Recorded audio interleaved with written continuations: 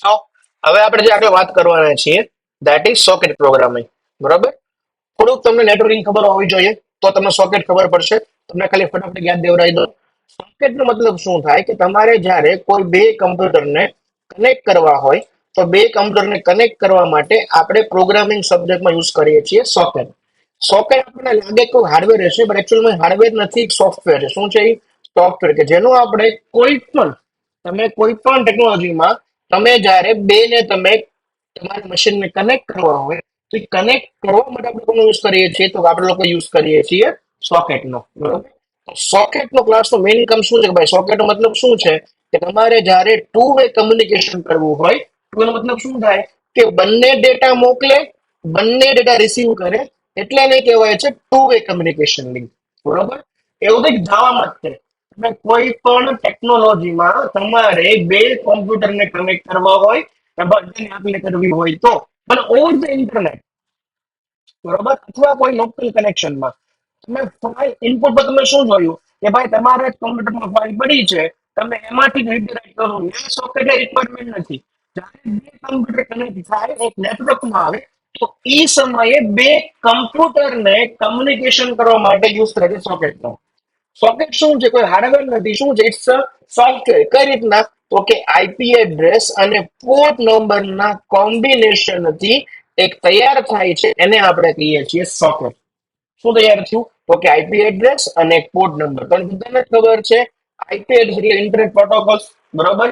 એ શું છે કે તમારું મશીન જે નેટની હારવાર કનેક્ટ થાય છે એને આ ટેમ્પરરી એડ્રેસ અસાઇન થાય છે. એ એડ્રેસ એટલે આઈપી એડ્રેસ. આઈપી એડ્રેસ બે ટાઈપના હોય, સ્ટેટિક અને ડાયનામિક. સ્ટેટિક એટલે આખી જ દુનિયામાં એ આઈપી એડ્રેસ માત્ર ને માત્ર તમારું છે.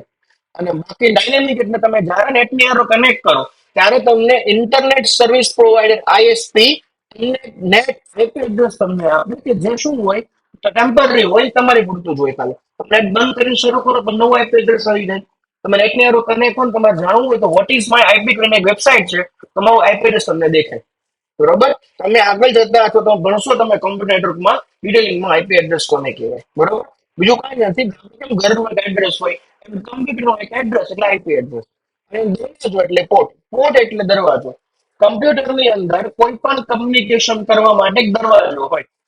દરવાજાને એન્ટર કરવા માટે પરમિશન આપી પરમિશન એટલે પોર્ટ. પોર્ટની સંખ્યા છે 65565 ઝીરો થી શરૂ કરીને. બરોબર. આમાં ઘણા બધા રિઝર્વ પોર્ટ છે કે જે સોફ્ટવેર દ્વારા યુઝ ડિફોલ્ટલી યુઝ થતા હોય એ તમે યુઝ કરી શકો નહીં. આ લિસ્ટ પણ તમને કમ્પ્યુટર નેટવર્કમાં તમને જાણવા મળશે. બરોબર.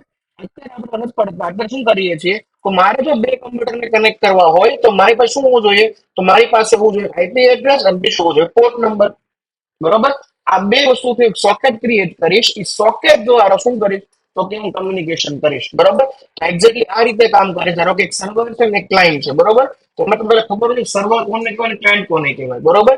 જનરલી જે રિક્વેસ્ટ કરે, બરોબર, રિક્વેસ્ટ કરે એને આપણે કહીએ છીએ ક્લાયન્ટ, અને જે આપણને રિસ્પોન્સ આપે છે એને આપણે કહીએ છીએ સર્વર. આ બેઝિક ટર્મ છે. આ જ છે એવું નથી. બરોબર. જેની પાસે બધો જ ડેટા છે એને કહેવાય છે સર્વર, કે જેમાં મલ્ટિપલ ફાઇલ્સ તમારો પ્રોગ્રામ હોય. બરોબર. અને આ બાઇબલ ને પૂછે કે મને આ ફાઇલ મોકલનાથી મોકલે એને કહેવાય સર્વર.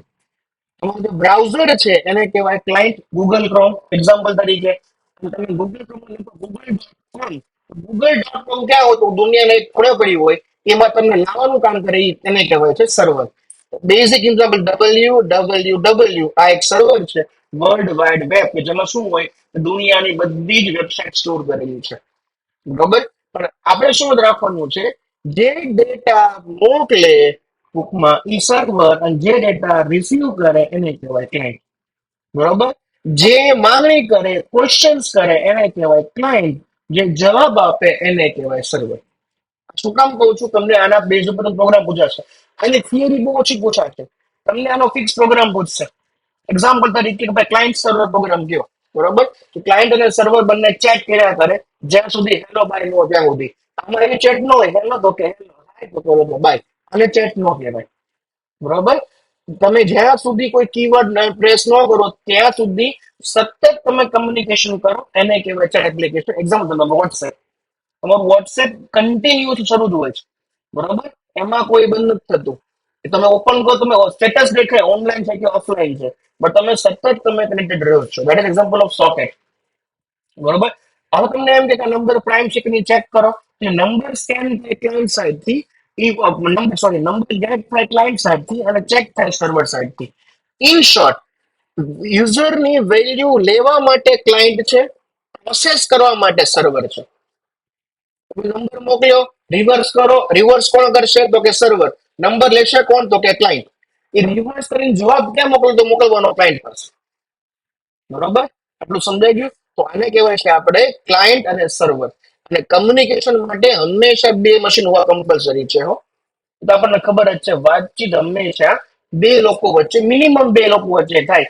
એકલા વાર વાતું ન થાય, બાકી જામનગર જવું પડે, બરોબર. ચલો, that is two way communication. તો જો આ રીતના કન્વર્ટ થાય સોકેટ, બરોબર, અને સોકેટ. હવે હંમેશા એક વસ્તુ યાદ રાખજો, સર્વર હંમેશા ઓન હોય. કોણ પેલા હંમેશા ઓન થાય? પહેલા હંમેશા ઓન થાય સર્વર. અને સર્વર ઓન હોય એને રિક્વેસ્ટ કોણ મોકલે? એને રિક્વેસ્ટ મોકલે ક્લાયન્ટ. એનો મતલબ શું થયો કે સર્વર છે ને 24/7 શરૂ જ હોય. કોણ શરૂ હોય? સર્વર હંમેશા શરૂ. એક્ઝામ્પલ તરીકે તમે કોઈ સાંભળ્યું google.com માં લાઈટ ગીત સર્વર બંધ થઈ ગયું, એવું ન થાય, બરોબર. સર્વર ડાઉન થાય અમુક સેકન્ડ થી મિનિટ્સ માટે, બાકી સર્વર કન્ટિન્યુઅસ શરૂ થાય. બટ તમારું જે લેપટોપ છે ને, તમે ધોરણથી બંધ કરો તો જાતે શરૂ કરો, એટલે શું છે એને ક્લાયન્ટ કહેવાય. સમજાણું? એટલે મતલબ શું થયો, તમે જ્યારે પણ પ્રોગ્રામિંગ કરો તો પહેલા તમારું સર્વર રન થાય, પછી શું રન થાય હંમેશા, પછી ક્લાયન્ટ થાય. જે ક્લાયન્ટ મોકલે છે એને કહેવાય છે રિક્વેસ્ટ. તમારે કોઈને પૂછો ને કે ભાઈ તું મને પેન દે ને, અને રિક્વેસ્ટ કહેવાય. ઓલો ઘા કરે ને કહેવાય રિસ્પોન્સ. તમને આ બાર શું કહેવાય તો કે રિસ્પોન્સ. ક્લિયર? બધી રમત આની છે, રિક્વેસ્ટ અને રિસ્પોન્સ. ક્લિયર? હવે એક સર્વર છે ને મલ્ટિપલ ક્લાયન્ટ ની હારે કનેક્ટ હોઈ શકે. એક્ઝામ્પલ તરીકે તમે બધા તરફ ફોન કાઢીને google.com લખશો તો google.com નું સર્વર એક જ છે, પણ તમે બધા અલગ અલગ ક્લાયન્ટ થઈ ગયા, એટલે મલ્ટિપલ ક્લાયન્ટ હોઈ શકે છે. એ આ આગળ જોવાના છે. ક્લિયર? હવે પ્રોગ્રામિંગ કરીએ છીએ તો પહેલા આપણે ઓપન કરવો છે સર્વર. તમને વાત કરી મુજબ, ધારો કે તમારે કોઈ એક સર્વર તમારે બનાવવું છે, તો શું પહેલા કરવાનું, આ જે પોચ ને કોમ્પ્યુટરમાં ફિઝિકલી આવવાનું હોય, આ સમજવા માટે જ છે, બરોબર. કોમ્પ્યુટરમાં તમને દેખાય કે સીપી માં છે, હા, એ પાછળ કઈક કાણા હોય કે પોર્ટ હોય, ના એ પોર્ટ નથી, ખાલી હવા માટે છે. આ ખાલી તમને દેખાડવા માટે છે. કોઈ ફિઝિકલ નથી, એ સોફ્ટવેરમાં છે. એક રસ્તો ખુલ્લો કરે કે જેમાં તમે કમ્યુનિકેશન કરી શકો. તો શું કરશે સર્વર છે, એ એક પોર્ટ ઓપન કરે. કોણ? સર્વર. પહેલા હંમેશા સર્વર નું કામ જ થાય. સર્વર એક રસ્તો ખોલ્યો, બરોબર. એ રસ્તો ખોલ્યો, ઓકે, તો કે વાંધો નહીં, ખોલવા માટે શું કરવાનું? તો એની માટે ક્લાસ છે સર્વર સોકેટ. કયો ક્લાસ છે? Server socket. તમે સર્વરમાં કામ કરો એટલે સર્વર સોકેટ, બરોબર. સર્વર સોકેટ એનો equal to new server socket. તમે લખો 1 2 3 4. આ છે તમારો પોર્ટ નંબર. શું છે તમારો? આ છે આપણો પોર્ટ નંબર. આનાથી થયું શું? સર્વરે એક દરવાજો ખોલ્યો. આ કયો છે? કે આનું નામ છે 1 2 3 4. શું નામ છે આનું? 1 2 3 4.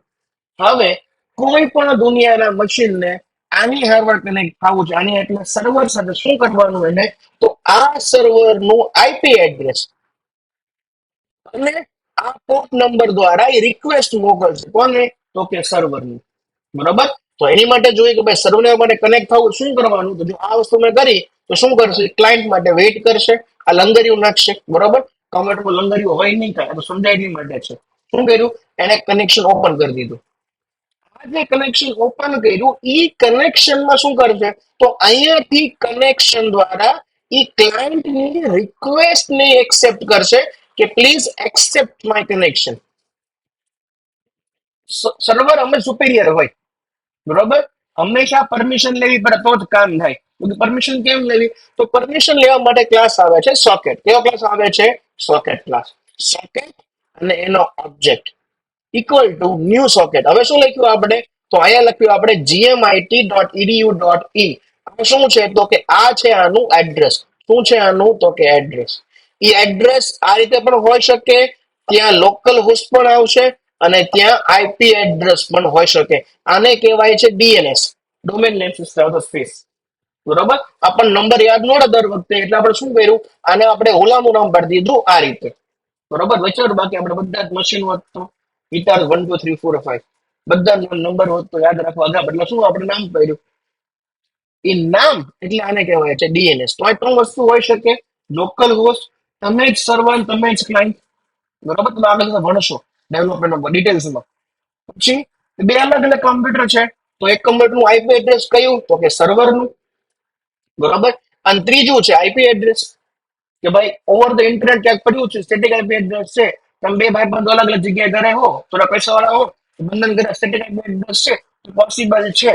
તમે ભાવનગરમાં હો, તમારા કેનેડામાં હોય, તમે બંને પોતાની ખુદની એપ્લિકેશન બનાવી શકો. પણ છે જ તે માર્કેટમાં. બરોબર. એ રીતના કામ કરે, ઈ કામ કરે આઈપી એડ્રેસ થી. બરોબર. તમે જેટલા પણ જોવો છો ને, બધા જ જેટલા ડેલ છે, એચપી છે, આ બધાના કસ્ટમર સપોર્ટ છે ને, તમે ફોન કરો ને, તમને એમ કે ફાઇલ મોકલું છું, એ ફાઇલ તમે ડાઉનલોડ કરો, તમે ડબલ ક્લિક કરો, તમને દેખે popup that is update swing, એ જવાનું બનેલું છે. એ બધા પર રન થાય ઇઝીલી. બરોબર. તો એમાંથી તમારે બધા જ તમને એક્સેસ મળે, માત્ર જવા પોસિબલ છે. તમારો સિસ્ટમ નો ફૂલ એક્સેસ તમે આપી શકો. એમાં કામ કરે સર્વર સોકેટ. ઓકે. તો જો આ ભાઈબંધને ખબર હતી કે ભાઈબંધ નું ઘર ક્યાં આવ્યું. ઘર એટલે આઈપી એડ્રેસ, આઈપી એડ્રેસ એટલે આ નામ.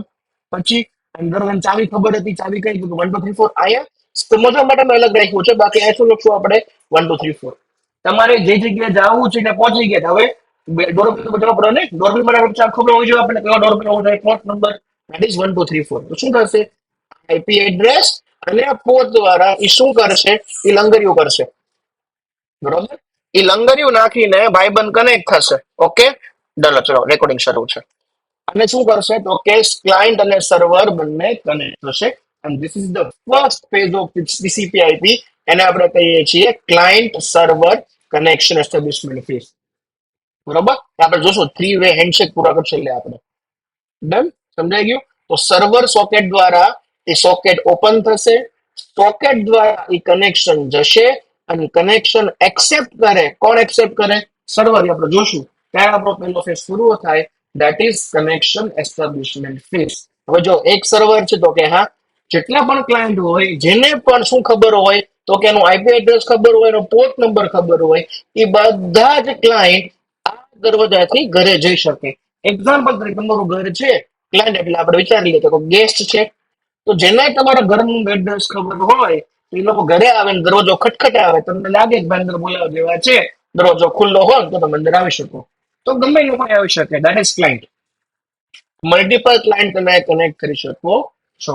That is socket and server socket. તો કોઈ પણ કમ્યુનિકેશન ઓપન કરતા પહેલા સર્વર સોકેટ લખશું. સર્વર સોકેટમાં આપણે એક પોર્ટ નંબર ઓપન કરશું.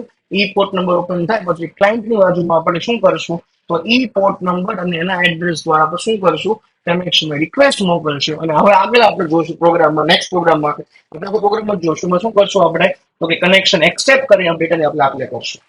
ડન. તો આ છે આપણું સોકેટ અને સર્વર સોકેટ. ઓકે. તો એટલું રાખીએ છીએ. આગળ પછી નેક્સ્ટમાં આપણે જોશું.